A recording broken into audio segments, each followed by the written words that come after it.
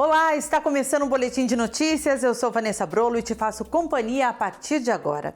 O Rio de Janeiro é a primeira capital do país a dispensar a obrigatoriedade de máscara em lugares fechados. A decisão das autoridades dividiu a opinião da população e de algumas instituições, que optaram por manter o uso do item de proteção.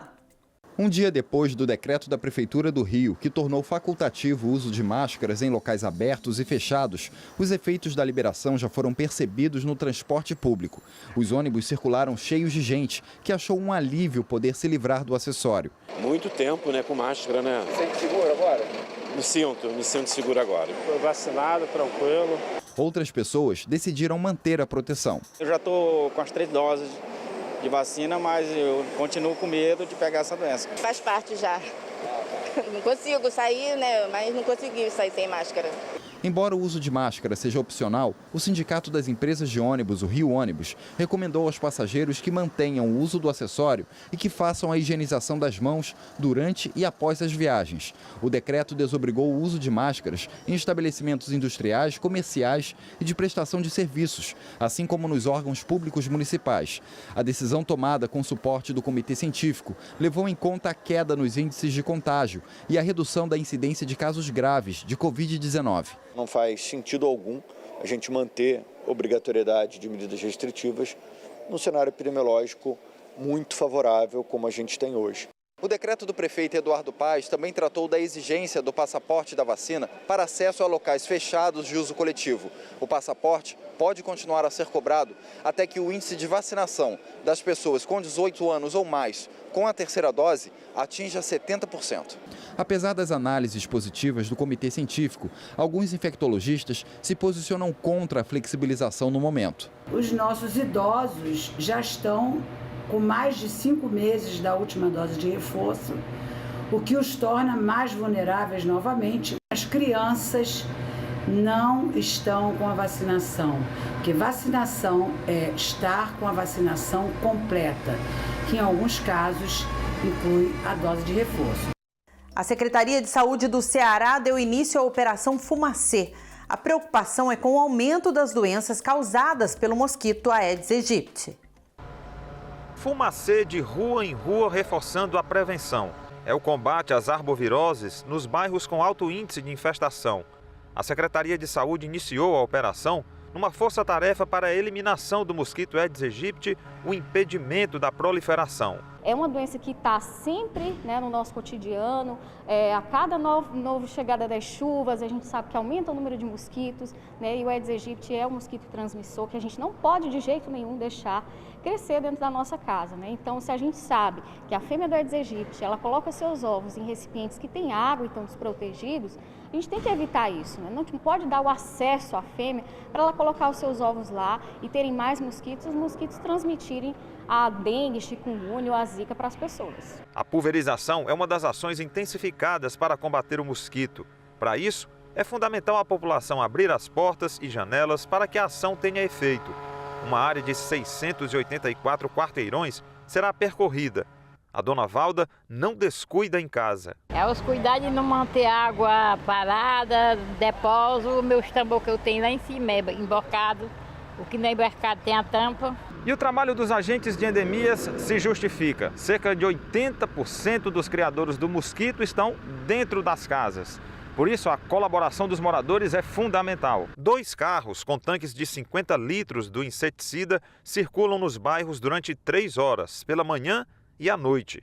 Periodicamente, o produto é trocado para que o mosquito não crie resistência. A dona Maria presenciou o carro do Fumacê no bairro e faz a parte dela dentro da residência. Importante, para evitar o mosquito, a muriçoca, porque às vezes tem casa que tem muito, Seu Assis redobra os cuidados só de pensar nos sintomas da doença. Dá febre, dá dor de cabeça, dá dor no corpo e tem que cuidar da água dentro de casa, para não ficar acumulado. A gente cuida lá de casa. Caixa d'água tem que estar tampadinha. O início da Operação Fumacê vai percorrer os bairros Luciano Cavalcante, Jardim das Oliveiras, Cidade dos Funcionários e Parque Manibura. A Secretaria de Saúde intensifica a prevenção na capital e no interior do estado. A produção de veículos caiu 15,8% em fevereiro de 2022 em relação com o mesmo mês do ano passado. O setor ainda sofre com a falta de componentes eletrônicos no mercado mundial, aprofundada pela pandemia de Covid-19. E agora, a preocupação é com o impacto gerado pela guerra na Ucrânia. Nesta concessionária de veículos de São Paulo, a procura está em alta. O problema é que faltam veículos. As pessoas comprando o veículo aqui vão receber esse veículo em quanto tempo? Dependendo do modelo, que a procura é maior, de 4 a 6 meses. Essa situação retrata o que acontece em todo o país. O setor ainda sofre impactos da pandemia, principalmente pela falta de componentes eletrônicos no mercado mundial. A produção de veículos caiu 15,8% no último mês, em relação a fevereiro do ano passado. Nas vendas, o impacto foi ainda maior, queda de 22,8%. Uma preocupação do setor agora é com a guerra na Ucrânia. Se o conflito se estender, os impactos poderão ser sentidos de diferentes maneiras e dificultar ainda mais a produção e a venda de veículos por aqui. É o caso, inclusive, dos semicondutores, que andam em falta e dependem de insumos da Rússia e da Ucrânia. Além disso, o conflito pode provocar impactos na agricultura e nos combustíveis. Nosso setor é uma indústria global e a gente importa, exporta muito, e esse conflito pode trazer alguns transtornos nos navios, e isso, com o aumento da taxa de juros, pode ter uma redução na retomada do crescimento. Um alívio deve vir com a redução de 18,5% do IPI, o Imposto sobre Produtos Industrializados, anunciada pelo governo federal. Segundo a Anfávia, a medida pode reduzir o valor final dos veículos em até 4%. A gente acha que isso ajuda a reduzir o preço final dos produtos industrializados em geral e no nosso setor em especial também. Pesquisadores da Universidade Estadual de Maringá recebem carta patente para um adesivo feito à base de própolis. Esse adesivo pode ser usado no tratamento de irritações na pele. Uma equipe de pesquisadores da Universidade Estadual de Maringá desenvolveu um adesivo de aplicação transdermal que auxilia no tratamento de lesões na pele. Os trabalhos iniciaram em 2010 e, em fevereiro de 2022, a instituição recebeu a carta patente do produto. Conseguimos preparar um adesivo e com várias propriedades. E aí pensamos no material comercial, que é a própolis, que tem várias propriedades, né, como cicatrizante, correto, como bactericida, como material antifúngico. Após diversos testes, os pesquisadores chegaram a uma fórmula que não causa irritações na pele. Era trabalhar em função de diminuir essa irritabilidade e foi o que a gente conseguiu, né, através dos testes de irritabilidade feito no Tecpar, um nível 0 absoluto de irritabilidade, mostrando assim que o adesivo realmente tem um grande potencial de aplicação. A gente tinha um material agora que podia ser utilizado como adesivo para a liberação de fármacos via transdérmica, sem causar problema nenhum à pele. Com o recebimento da carta patente, o passo agora é buscar na indústria farmacêutica empresas que tenham interesse de fabricar o adesivo de própolis, que tem um processo de produção rápido e de baixo custo.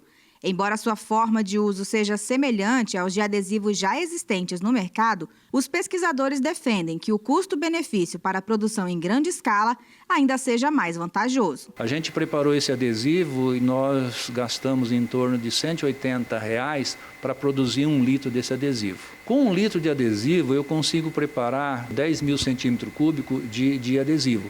O que significa? Significa que se eu fizer um adesivo com 1 centímetro de lado, eu vou poder produzir 10 mil adesivos, ou seja, o custo é bastante baixo. Para os pesquisadores, receber a patente do Instituto Nacional de Propriedade Industrial é muito mais do que um reconhecimento pelo trabalho. Quando a gente consegue uma carta patente dessa e a gente tem um produto com uma viabilidade comercial bastante boa, a gente se sente recompensado. Por quê? Porque daqui para frente eu vou trabalhar para que esse material vá para a sociedade, mas eu acho que eu contribuí, ou seja, eu tenho um produto que pode ser convertido em bem para a sociedade. Eu fui bolsista de iniciação científica, bolsista de mestrado e bolsista de doutorado.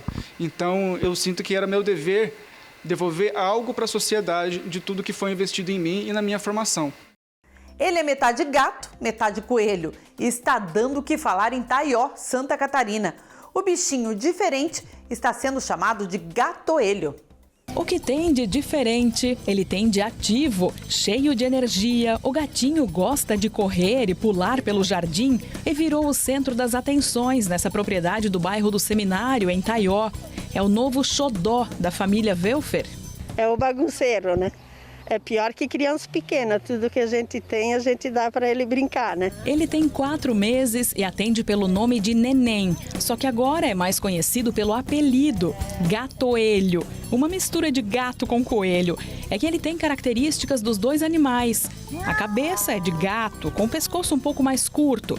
Já as patas de trás, a falta da cauda e os movimentos fazem ele parecer um coelhinho. O felino diferente é resultado do cruzamento desses dois gatos, o Dengo e a Kitty, que são irmãos. E a família acredita que esse tenha sido o motivo da anomalia. Eu me assustei no primeiro momento, né? Pensei, meu Deus, vamos ter que sacrificar, que isso aqui não vai vingar. Aí eu pesquisei e já vi que acontece. Da ninhada de 3 filhotes, o gatoelho foi o último a nascer e o único que sobreviveu. Um outro gatinho morreu logo depois do nascimento e uma gatinha aos 3 meses, depois de pegar uma infecção. Quando em cruzamentos parentais, onde 2 cromossomos recessivos se alocam, né, e manifestam esse fenômeno. Esse fenômeno traduz fenotipicamente num gato muito parecido com o coelho, né? Porque o que é que acontece? A coluna vertebral dele é menor, o número de vértebras.